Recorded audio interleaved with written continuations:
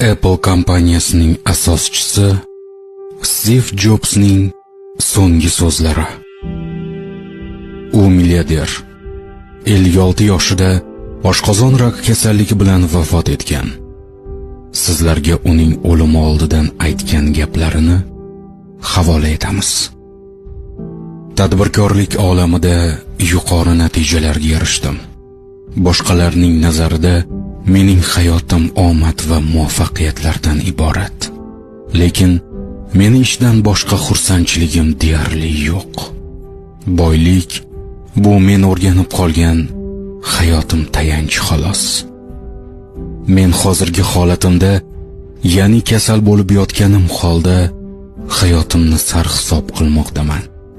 Va shuni tushunib yetdimki, boyliklarim ma'nosiz. Ayniqsa o'lim oldida ular arzimas narsa. Siz pul berib shofyor yoki mashina sotib olishingiz mumkin. Pul to'lab nimadir ehtiyojingiz uchun sotib olishingiz mumkin, lekin kasallikning og'rig'ini boshqa odam his etishini sotib ola olmaysiz.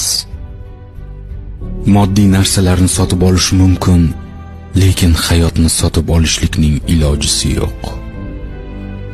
Yillar o'tib ulg'ayganimiz sari biz aqlli bo'la boshlaymiz. Qariganimizda tushunib yetamizki, $300 soat ham, $30 soat ham bir xil vaqtni ko'rsatadi. $3000 mashina ham, $30,000 mashina haydasak ham o'sha manzilga boramiz. Va yo'llar bir xil. Uyingiz 2 sotix bo'ladimi, 12 sotix bo'ladimi? Uyda hech kim yo'q bo'lsa, baribir yolg'izsiz. Sizning hayot mazmuningiz va baxtingiz dunyo matohlaridan tashkil topmagan. Biznes klassda uchsangiz ham, ekonom klassda uchsangiz ham, agar samolyot qulasa, siz ham hamma bilan birga qulaysiz.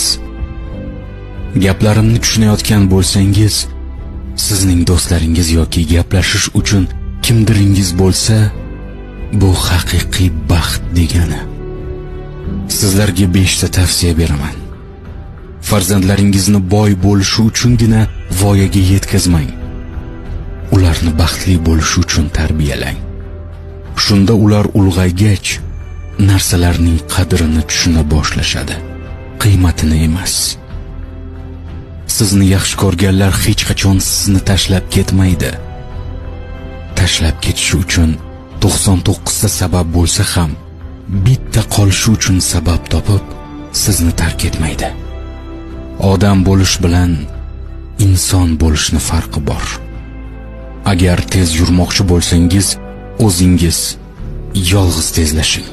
Agar uzoqlarga ketmoqchi bo'lsangiz, birga keting. Dunyoning 6 ta eng zo'r shifokorlarini aytaman. Quyosh nuri, dam olish, jismoniy mashqlar, parhez, o'ziga ishonch va do'stlar. Bularni mahkam ushlang va hayotdan zavqlanib yashang. Stiv Jobs.